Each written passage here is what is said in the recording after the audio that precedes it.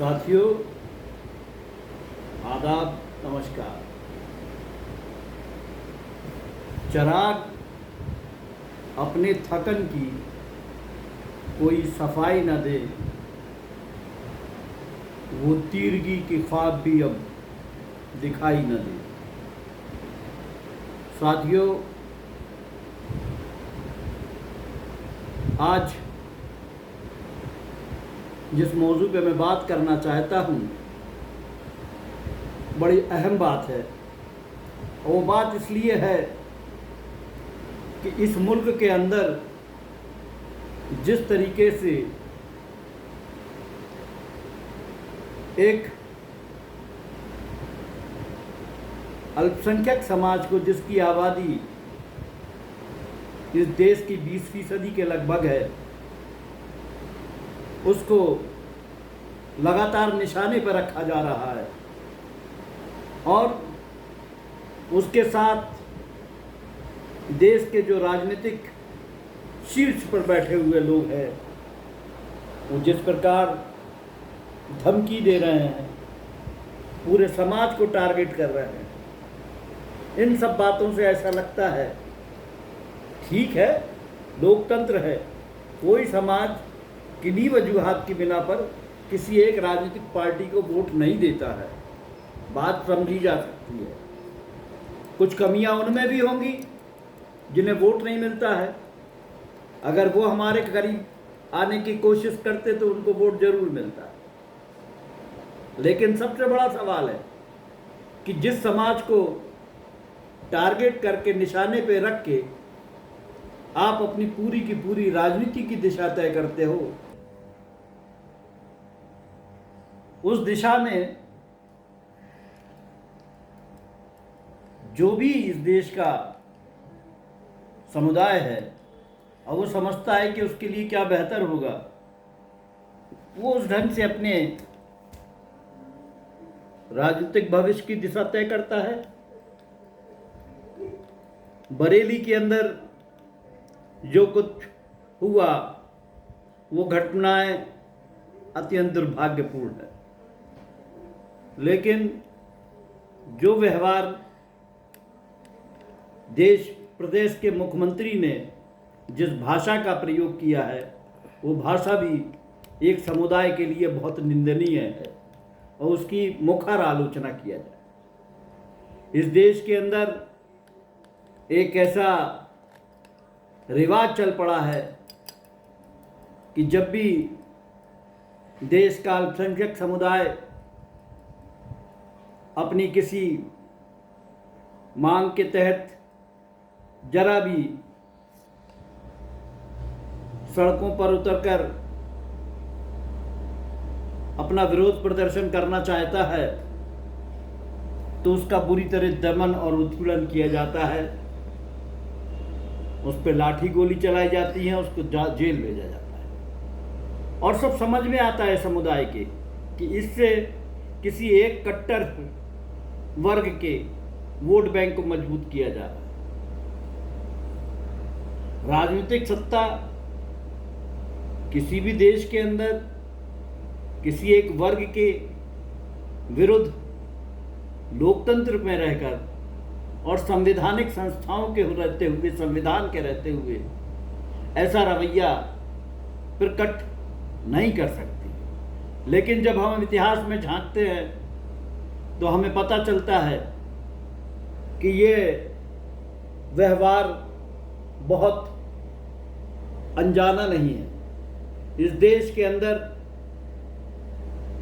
उच्च जाति के लोगों ने अपने ही धर्म के निम्न जाति के लोगों के साथ जिस तरीके का व्यवहार किया है, उनसे शिक्षा का अधिकार छीना है, उनसे सम्मान का अधिकार छीना है और उनका लगातार दलित और उत्पीड़न किया है, वो सब इतिहास के पन्नों पर दर्ज है। तो जो लोग अपने ही धर्म के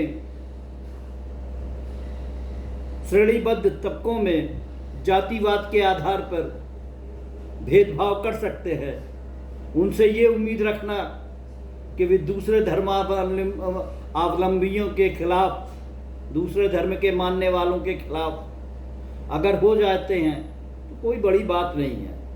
और ऐसी परिस्थिति जिसको एक दलित समाज ने, पिछड़े समाज ने सदियों तक ढोया है और सब्र के साथ, धैर्य के साथ, संयम के साथ अपनी परिस्थितियों से सामना करते हुए अपने हालात को बदलने की कोशिश की है। मैं अपने समाज से, मुस्लिम समाज से भी ये कहना चाहता हूँ कि जैसा समाज, जैसा व्यवहार दलित समाजों ने इस देश के अंदर झेला है, उसका तो अभी तुमने बहुत ही थोड़ा हिस्सा झेला है। इसलिए मायूस होने की ज़रूरत नहीं है, धैर्य खोने की आवश्यकता नहीं है, सब्र का दामन छोड़ने की ज़रूरत नहीं है, बल्कि सही समय का इंतज़ार करने का ज़रूरत है। इस देश ने एक वोट की ताकत बाबा साहब अम्बेडकर के संविधान ने हर व्यक्ति को दी है, वो ताकत मुसलमानों को भी दी है, एक वोट की ताकत।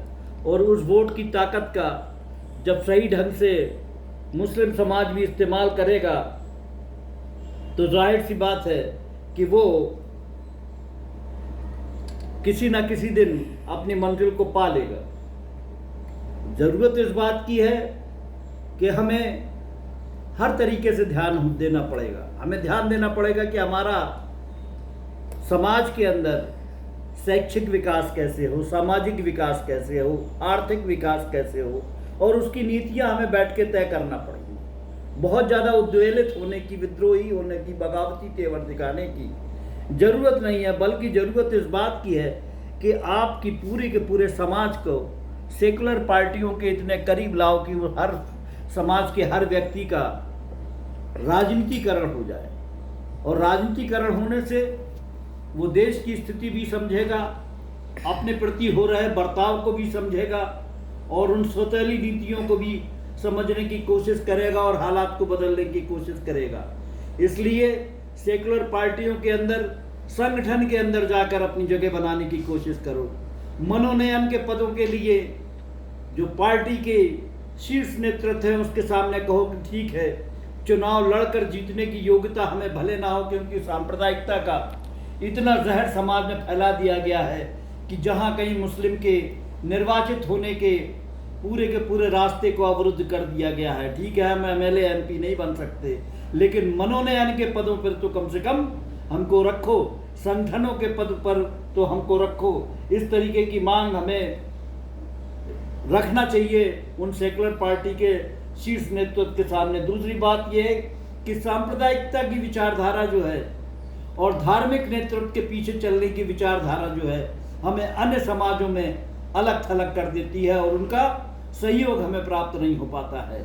हमें इस बात का पूरा ध्यान रखना चाहिए कि हमारे समाज के अलावा दूसरे समाज के अंदर बहुत सारे शिक्षित और सही जहन के लोग हैं, बुद्धिजीवी वर्ग के लोग हैं और सही विचारधारा के लोग हैं, जिनकी विचारधारा सेकुलर है और सांप्रदायिक नहीं है। वो कदम कदम पर मुसलमानों का साथ देते आए हैं और खुद विक्टिमाइज होते भी आए हैं। आपने नाम सुना होगा संजीव भट्ट का, आपने नाम सुना होगा बम्बई के अंदर वो बम धमाकों के अंदर जो एक पुलिस अधिकारी भट्ट थे, उनको जब बहुत ज़्यादा उत्पीड़ित किया गया कि इन मुसलमानों को इस पे निकलने मत दो, इनको उलझा दो, तो उस दबाव को नहीं झेल पाए और उन्होंने आत्महत्या कर ली। ऐसे अधिकारी भी, ईमानदार अधिकारी भी हैं। समाज के अंदर अच्छे लोगों की कमी नहीं है और अगर अच्छे लोगों के साथ हम खड़े हो रहे हैं तो जाहिर सी बात है कि हमें स्वयं भी एक तो लोकतांत्रिक बनना पड़ेगा, सांप्रदायिकता का दामन छोड़ना पड़ेगा और दूसरे लोगों के साथ हमारा व्यवहार भाईचारे का और हमारे अखलाक बहुत अच्छे होना चाहिए। मुसलमानों के लिए यही सबसे अच्छी बात होगी कि वो मुसलमान दिखने से ज़्यादा मुसलमान बनने का प्रयत्न कर लें।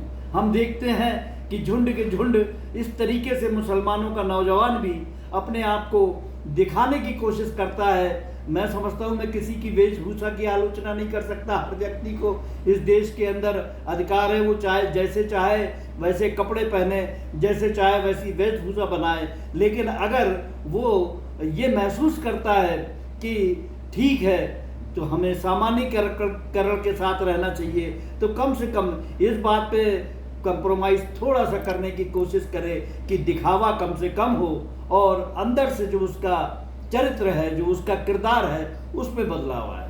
इस तरीके से हम अब एक नए दिशा के अंदर जाने की कोशिश कर सकते हैं, नया समाज बनाने की कोशिश कर सकते हैं और नई चुनौतियों का सामना करने की कोशिश करते हैं। बस इतनी बात कह के मैं अपनी बात खत्म करता हूँ। खुदा हाफिज़।